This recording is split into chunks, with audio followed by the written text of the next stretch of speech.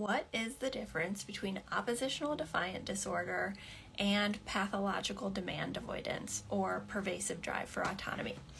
So today I want to talk about this question because it's one that I get often from parents, from people on social media, etc. I actually just answered this question on a podcast interview that I did, so I wanted to share with you guys, hi everybody, I wanted to share with you guys some of the thoughts I had that I shared on this other podcast about this question, which is, what's the difference between oppositional defiant disorder and PDA? And I'm going to be bringing in some of my social science measurement and conceptualization training, but also focus on supporting you as a parent to understand for yourself whether or not this is an explanatory category or diagnosis. Okay, hi everybody. Just out of curiosity, for those of you who have just joined, I'd love to know if any of your children have been diagnosed with oppositional defiant disorder on the road to figuring out whether your child is PDA. So feel free to drop that in the chat while I'm starting to talk. Okay, so today I'm going to go through, and I actually printed out the DSM-5 with oppositional defiant disorder categories so that we could go through it systematically to understand the difference. And additionally, I'm going to talk about why I don't like oppositional defiant disorder as a category and a little story from my past. 2, how a lot of these indicators or aspects of oppositional defiant disorder do overlap a lot with certain aspects of PDA, but it's not an explanatory category. And what I mean by that is if we go a level deeper, there's root causes that can explain this behavior that are not just your child is oppositional, that are related to trauma and or neurodivergence.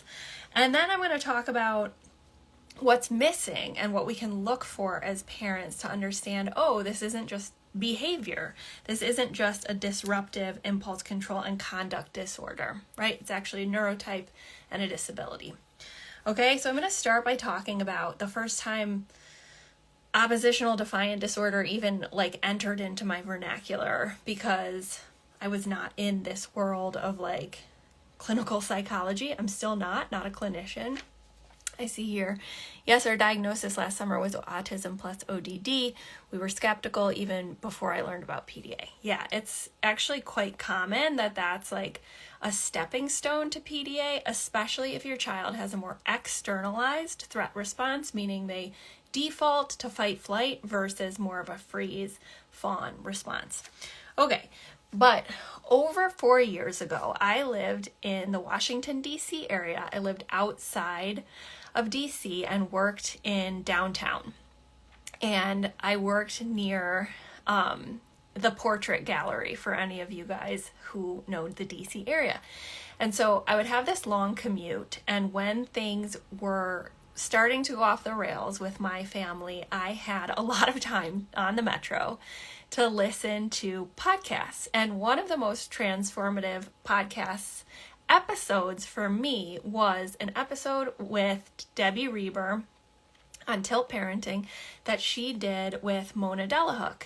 And she was talking about really challenging behaviors, which were some of the behaviors we were seeing with my son. Lots of screaming, hitting, what felt like targeted violent behavior at the time. And Mona Delahook said something that hit my mama heart really intuitively, which was I actually don't believe in ODD. She's a clinical psychologist, and there's a deeper root cause, right? And her book, Beyond Behaviors, and now I think it's body-brain parenting or body-based parenting, which I haven't read yet, is premised on this notion of there's something else going on beneath the surface, right? And so this isn't a diagnosis or category that even really makes sense. And I was my intuition was yeah, that's right at the time, even though I had never heard of PDA and I wasn't even thinking that my child could be neurodivergent, right? So I see a comment coming in. I just found your page last night and it's been a whirlwind. I finally understand what's going on with my 7-year-old. Thank you so much for all you're doing. You're welcome. I'm so glad. That's why I'm here. That's my life's mission. I'm glad you're here. Okay, so let's get into the specifics of ODD. So ODD, a lot of the descriptors actually do overlap quite a bit with some of the things we see with PDA, and I'm going to read them out. A pattern of angry, irritable, mood, argumentative, defiant behavior, or vindictiveness, which, by the way, I'm like, how do you even measure vindictiveness? Like, what's the measurement for that? What are the indicators? How do you know? Lasting at least 6 months, as evidenced by at least 4 symptoms of the following categories. And they specify, like, it needs to be 6 months so that it's not part of, like, a depressive or bipolar episode. Okay, so first, angry, irritable, mood, often loses temper, is often touchy or easily annoyed, is often angry or resentful. Okay, so this is something that we see with PDA children who are at their threshold of tolerance for nervous system activation, meaning stress in their bodies from perceiving threat. And they have a fight response, right, that looks like temper tantrums or losing their temper. So it makes sense that this would be a category that would overlap at first. Okay, then we have argumentative or defiant behavior, often argues with authority figures or for children and adolescents with adults. Often deliberately annoys others, often blames others for his or her mistakes or behavior. Okay, so these are things that PDA children do, right? Needing to be right and arguing, like, even if it's obviously not true, like, you know, the house across the street is blue and they're saying it's red, but it's actually blue. And this is the type of argument that will happen if they're getting into equalizing behavior to get themselves back to a place of nervous system safety. And it can feel like it doesn't make sense what they're arguing about. And this is true for PDA adults as well, of like, why are we even having this argument? Or why are you like, why is the child like holding on to this truth that like seems random, right? But it's actually a nervous system response. Defying or refusing to comply with requests can look like a lot of the things we see with PDA children, like, you know, sitting at the table, eating a meal, brushing their teeth, walking up the stairs, coming down the stairs, putting on their clothes, taking off their clothes, all the transitions that our families struggle with. Deliberately annoying others.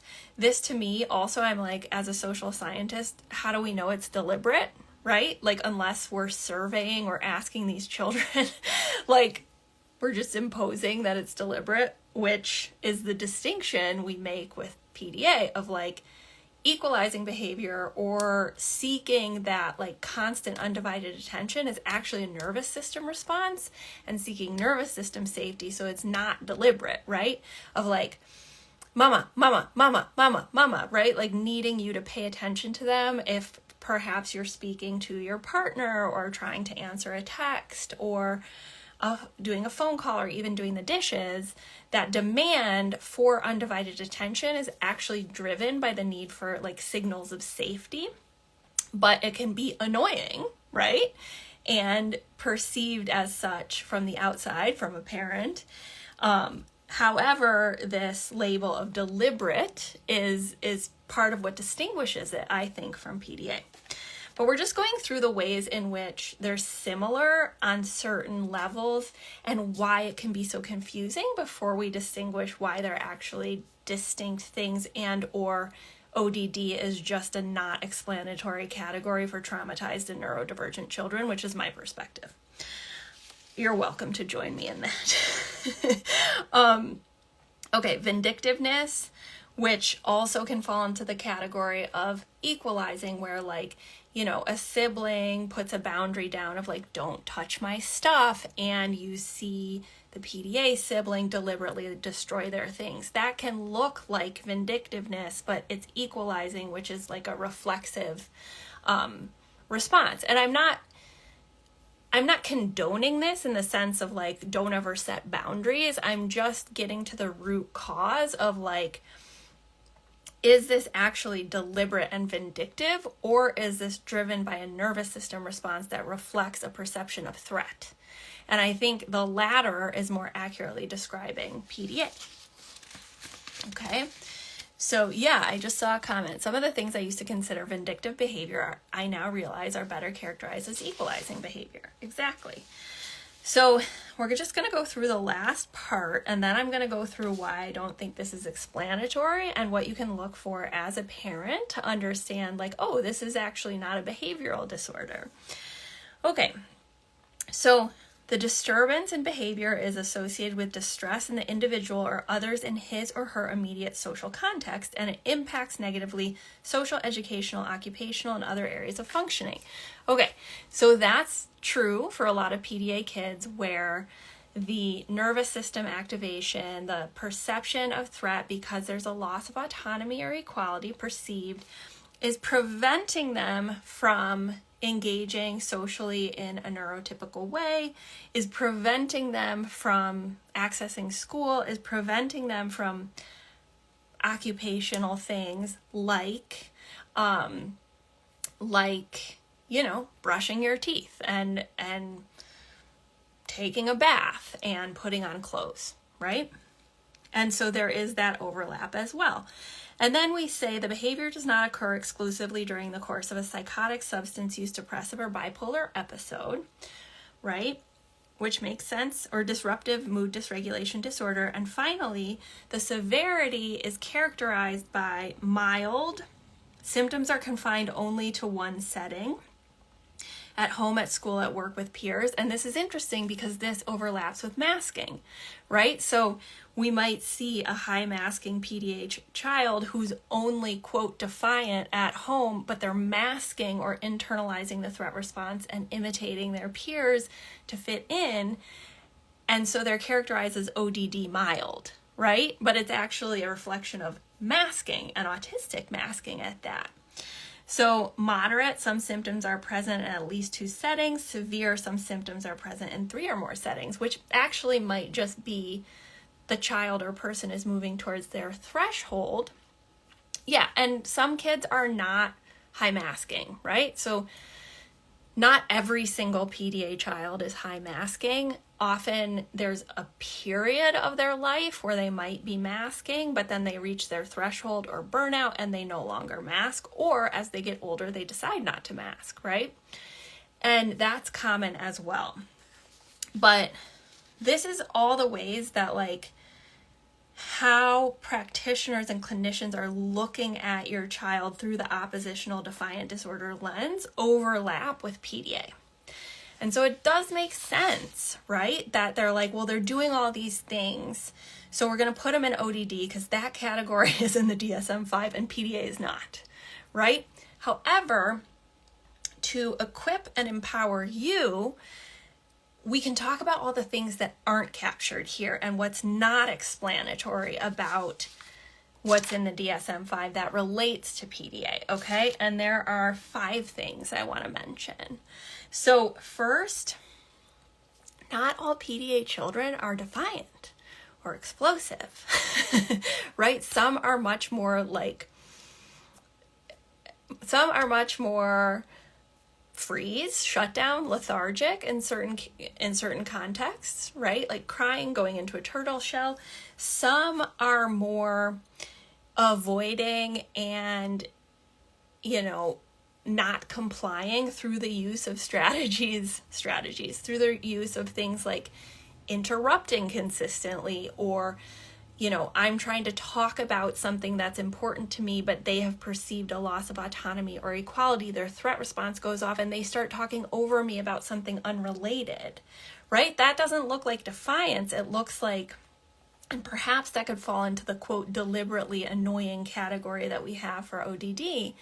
But there's lots of ways that these children, teens, potentially adults, avoid or don't comply with requests that are not defiant at all, that are not vindictive, angry, irritable, that are, potentially insisting something's true when it's not true, interrupting you, asking for your attention a million times, needing to win the game or change the rules of the game. So you have these subtle nuances that like aren't going to fall exactly into defiant, right?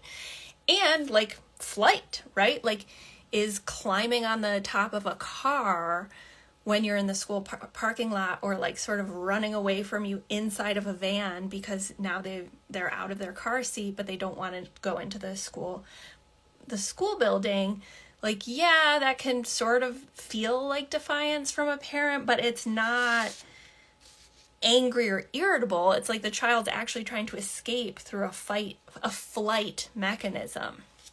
Okay, so I'm pointing these out to you so you can point them out to your pediatrician or your practitioner, and helping you get language around like, well, we're not thinking about this, so maybe this category or this label isn't appropriate, and what's the actual root cause.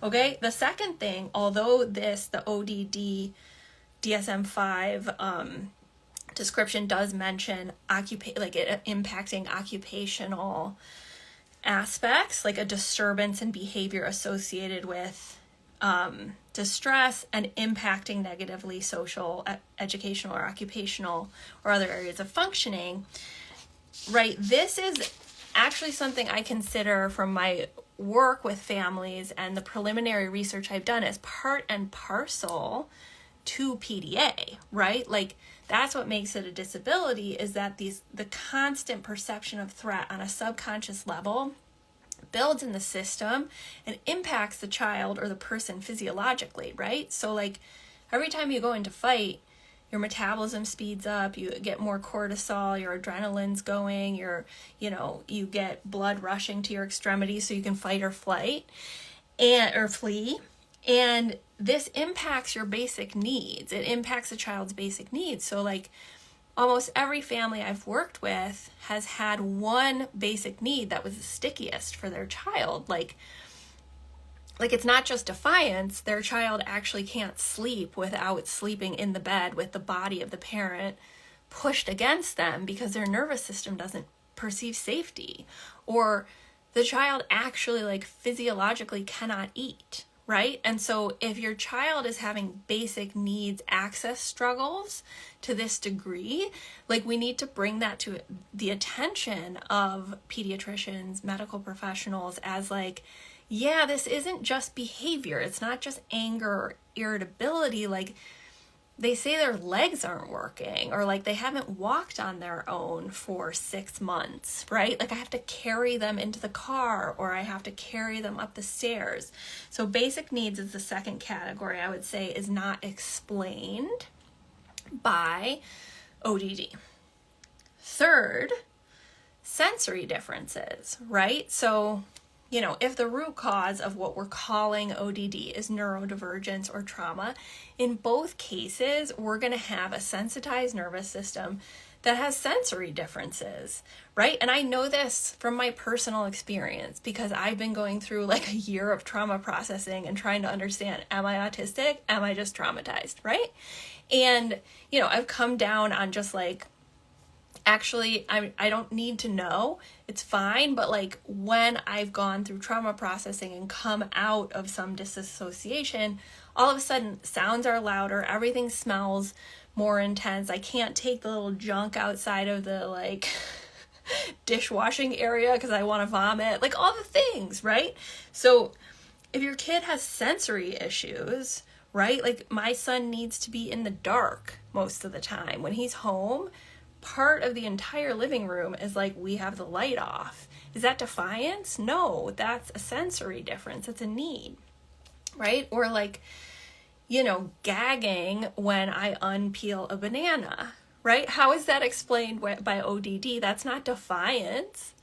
So again, like, we need to be bringing this to the fore of like, well, how does this category of oppositional defiant disorder explain all these other things, right? So sensory differences, you can talk about gross motor differences, My son used to run into walls a lot and trip and hurt himself, and he has proprioceptive and vestibular differences. And so these are all things that we need to be looking at, right? Fourth, social communication and perceptual differences, which are part and parcel to neurodivergence and autism.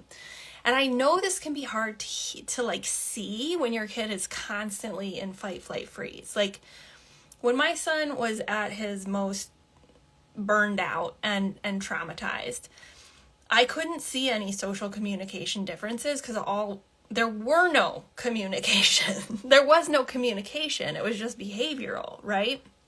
There wasn't like, we were having conversations verbally, but I think if we take a step back, we can see that as like either they're like completely in fight flight, or we need to understand nonverbal communication. But things you can look at are like, and I always pronounce this wrong, like Gestalt language processing. Are they learning from the bottom up experientially, and then they have to generalize to concepts? Or more neurotypical brains, this is another reason I don't know my neurotype, is because I always take the big picture and then come down, right, conceptually. But my son is like, I need to experience this thing 10 different ways before I can get the higher level concept, right? Which is like bottom up processing. The fact that a lot of these kids might emotionally process over the course of 2 weeks, not in the moment, right? These are social communication differences that are associated with autism, which are not talked about in the oppositional defiant disorder categorization. So we've named 4 things that you can bring to your practitioner of like, well, how do you explain this?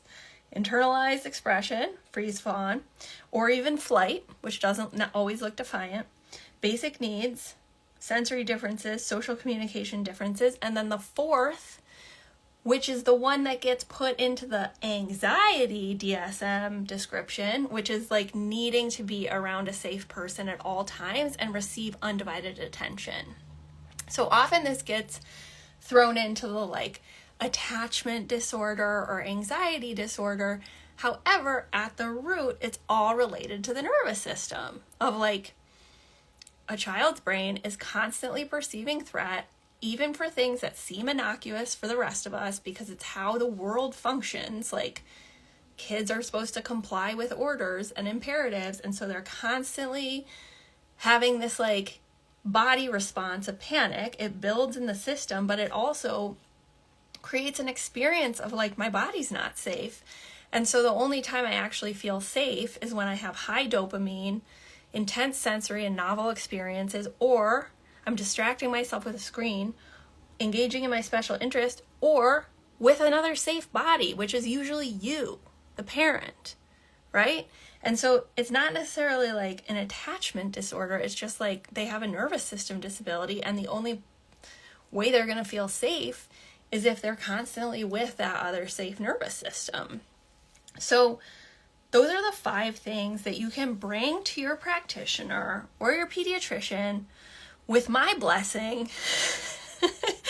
I know I don't have any power or anything, but just like to help you articulate to people in your life, like this isn't oppositional defiant disorder, because if it was, it would be an explanatory category and it would account for all of these other differences that actually are explained by neurodivergence and or trauma, but most likely by PDA. Okay, that's my little manifesto on ODD, because I feel quite strongly about it. And also, can I just riff for a second and say, like, reading through this, I'm like, but what's the why?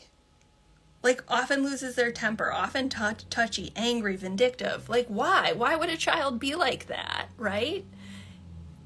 And also, unless they had trauma or neurodivergence or some root cause causing it, because it's like premised on the assumption that like these kids are bad, And then we have to keep in mind with ODD that what's recommended is more strict parenting, which is going to be counterindicative for your child if they are PDA. Okay, I hope that was helpful for you guys. My little rant on ODD. Hi everybody, it's nice to see you. Does anybody have any questions on ODD before I jump off? I have to update a resume.